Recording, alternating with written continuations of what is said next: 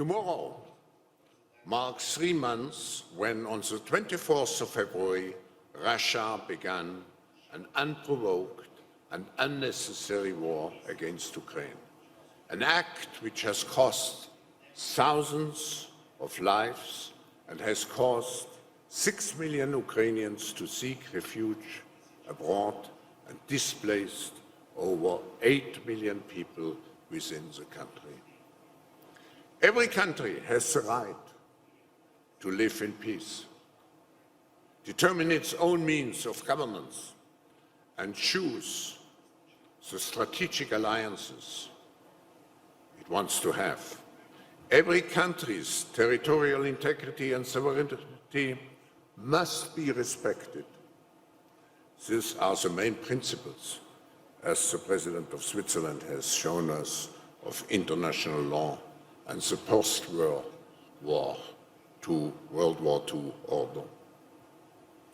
Mr. President, now on the first official day of the World Economic Forum annual meeting 2022, we convene in Davos at the most consequential geopolitical and geo-economic moment in the past decades.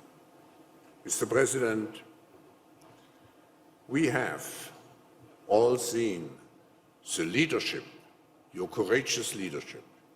We are eager to hear from you on what lies ahead for your country and its people, your vision for peace in Europe and the international global order, and how we can assist you, because everybody of us is affected by what's happening in your country. Mr. President, the floor is yours.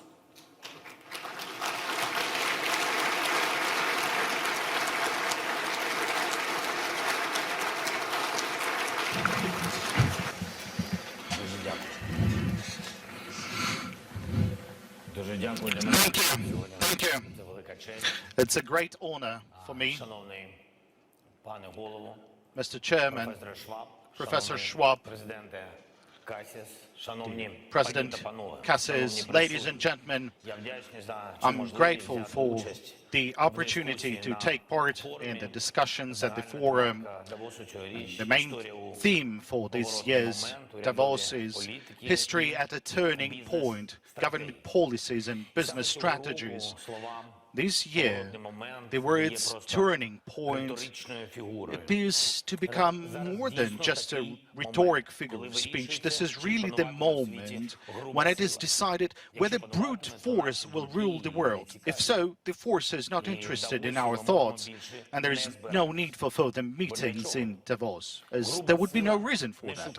Brute force seeks nothing but the subjugation of those it seeks to subdue, and it does not discuss, but kills at once. And Russia does that in Ukraine just as we speak today. By the way, look at the building of the former Russian house in Davos. It has been turned into a house of Russian war crimes. And this is an example of their transformation, that what Russia has done to itself by becoming a state of war criminals, and what it brings to the world. It inspires other potential aggressors to act. Instead of successful, peaceful cities, there's only black ruins. Instead of normal trade, sea full of mines and blocked ports in Ukraine. Instead of tourism, closed skies and thousands of Russian bombs and cruise missiles. This is what the world would like if that turning moment would not have a proper response from the humanity. It would resemble a large set of war crimes. So history remembers many moments when everything changed dramatically. For example, how several shots fired could kill millions of people. If those shots were fired on June 28, 1914 in Sarajevo, history remembers how much grief one person can do if it can see, it can understand that it's not being properly resisted, as it was, for example, in 1938 in Munich. Some historical twists and turns were noticeable, some not, but we always had to respond to them, trying to prepare for other historical upheavals so as to mitigate the possible consequences, or trying to heal the wounds out of catastrophes that followed one or another historical twist. And now we have a large collection of such responses. There's UN Charter with all these agencies, the OSCE, the IAEA, the WTO, and many other institutions. But are there enough of them to respond to what we have faced today? But is it possible now to try to adapt those institutions for modern challenges? Definitely not. We need to change the approach, not to respond, but to act preventively. And not only to adapt to new realities, what we have, but to create new tools, new precedents. Look at what Ukraine has already done. We have established a historical precedent for courage. We didn't listen to those who said that our defense would not hold longer than just a couple of days. We have stopped the Russian army, which was called the second largest in the world, at the cost of heavy fighting, at the cost of thousands of lives. We are gradually pushing the occupiers out of our territories. But would we have to do that if we were hard last year and a full range of sanctions would be applied against Russia preventively that could knock down any aggressor? I'm sure the answer is no. Preventing war could be guaranteed should the sanctions of the world would be preventive and not just imposed as the response. Ukraine has set another precedent in the 3 months, a precedent for the unseen unity of the democratic world around the emotions of genuine admiration for Ukrainians' courage and around the understanding that you would need to fight for the freedom. And now hundreds of millions of citizens in democratic countries are putting pressure on governments and companies to make sure they would limit or restrain their relations with the aggressor state, with Russia, and instead to help the people who was under attack. But this is happening only now. Even though Russia started its war against Ukraine back in 2014, we are grateful for this support. But if that happened back then, immediately, that unity, that pressure on governments and companies for the stake of the fight for the freedom, would Russia start this full-scale war? Would it bring all these losses upon Ukraine and upon the world? I'm sure that the answer to this question is also no. Now we see that the world listens and believes Ukraine, but there's also a certain expectations of the world as to how the situation will be resolved, what tools will work, what new can we create to prevent such aggressions in future, and how do we stop the brute force that has challenged everything that we all cherish and value. That's what the turning point means. Ladies and gentlemen, don't expect for the fatal shots being fired. Don't expect for Russia using their special weapons, either chemical, biological, and even more so nuclear. Do not give the aggressor the impression that the world would not resist enough. Protect the freedom and regular peaceful order in the world with the maximum efforts possible. This is what the sanctions should be. They should be maximum, so that Russia and every other potential aggressor who wants to wage a brutal war against its neighbor would clearly know the immediate consequences for their actions. And I believe there's still no such sanctions against Russia. And there should be. There should be Russian oil embargo. All the Russian banks should be blocked. No exceptions.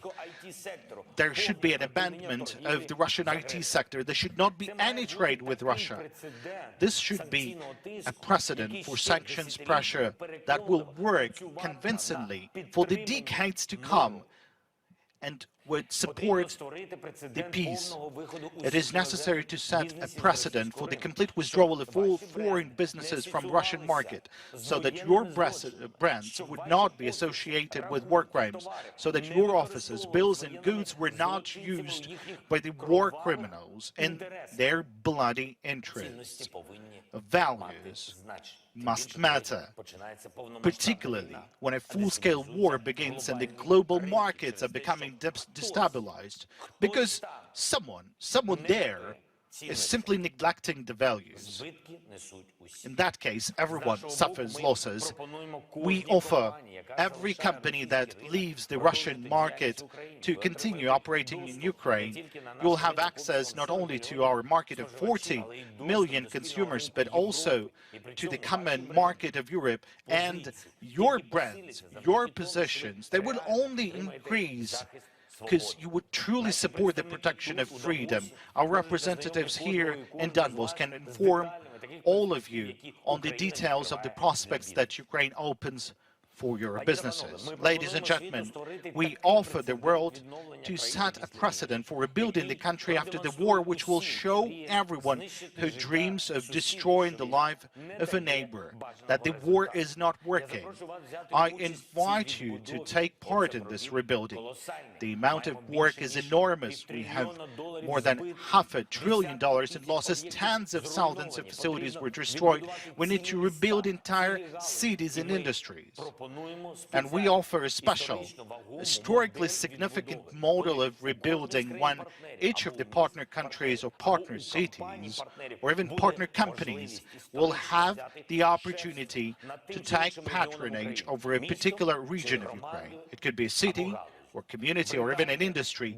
Britain, Denmark, the European Union and other leading international entities have already chosen a specific area for patronage in rebuilding. And thanks to this model of relations, the post-war rebuilding could be fast, could be efficient, and could be of high quality. And this would not only allow to attract the best specialists, architects, engineers, builders, developers, managers, and others, but it will also be the largest in Europe since the World War II. It will become the largest opportunity for an economic way forward, and I hope that at the beginning of the international conference in Lugano that was mentioned by the President Cassis, it will be held in July this year, dedicated to the post-war reconstruction of Ukraine, all of our partner countries and most of the leading companies of the world will come up with their own packages of proposals. And taking this opportunity, I would like to extend words of gratitude to Switzerland for organizing this conference and supporting our efforts. I would like to note the efforts of Ursula von der Leyen, particularly her proposal to establish a platform for rebuilding and reconstruction that would be managed jointly by the European Commission and Ukraine and will allow to direct the European Union resources to restore the normal life in our country. But the list of the new precedents that we need would not be complete without a few more decisions. There has to be a precedent for punishing the aggressor and for the investments in the peaceful life. The Russian assets, which are scattered in different jurisdictions, must be found. There has to be seized or frozen, and then they should be allocated to a special fund that would be used to help all those affected by the war. Of course, this is not easy, but after that, there will be definitely no motivation of every aggressor to do what Russia has done and what it continues to do. If the aggressor loses everything, then it definitely deprives him of any motivation to start the war. Let's move on. Any response to the mass famine is too late. By its definition, the famine should be stopped only preventively, when it's not yet started.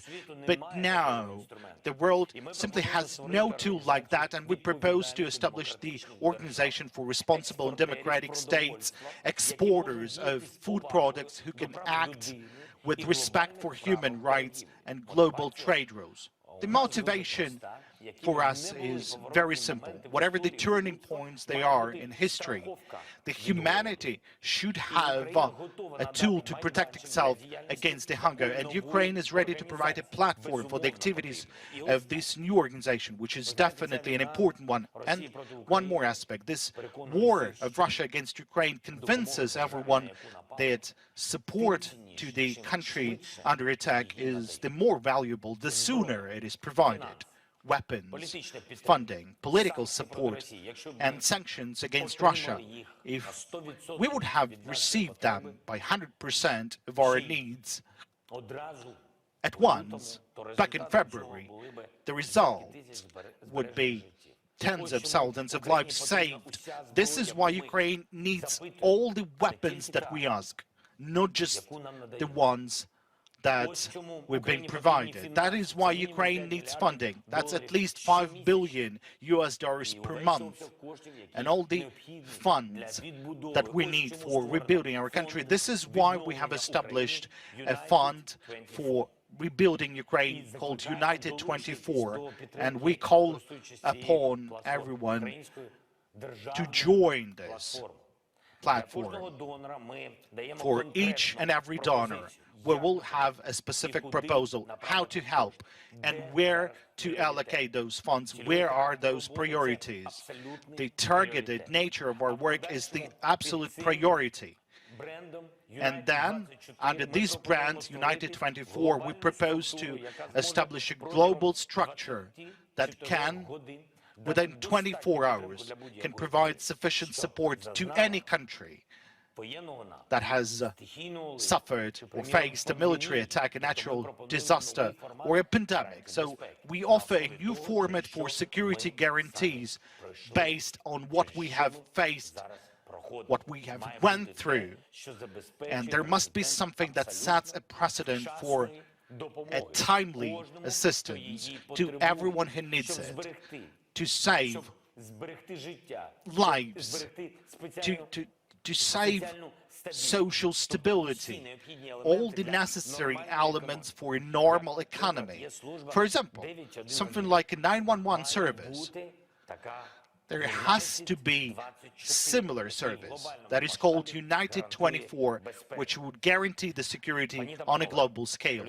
Ladies and gentlemen, a man whose name is still well remembered, George Marshall, said the following back in 1947. He said, our policy is not against a country or a doctrine, but against hunger, poverty, despair, and chaos.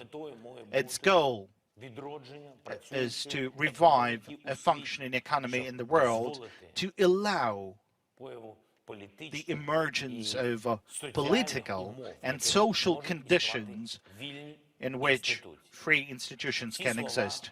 These words are relevant even today. My proposals are all the same. They are designed to counter the hunger, poverty, despair, and chaos. And of course the war, which is unleashed by the Russia, and which brings nothing else but hunger, poverty, despair, and chaos to many in the world, not only to us, to Ukraine, because guaranteeing peace and stability and security requires all of us acting quickly and preventively. We should not be afraid to set new precedents, and this is what the world should learn at various turning points to which it paid a high price.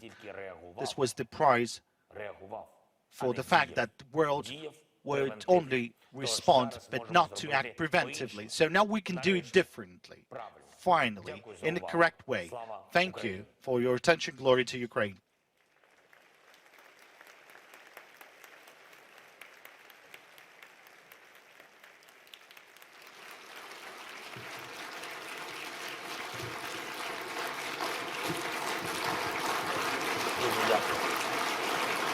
Thank you so much.